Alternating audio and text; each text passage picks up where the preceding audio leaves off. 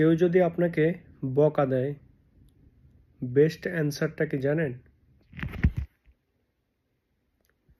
কেউ যদি আপনাকে গালি দেয়, বেস্ট অ্যান্সারটা কি জানেন?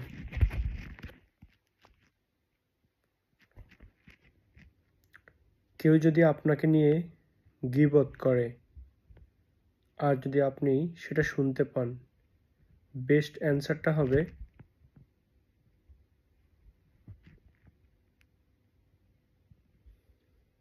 এইভাবে জীবনের যত কিছু আপনার বিপক্ষে যাবে, আপনি যেখানে সেখানে স্যাটিসফাইড হবেন না অথবা আপনার মন খারাপ হবে। শুধুমাত্র একটাই ঔষধ,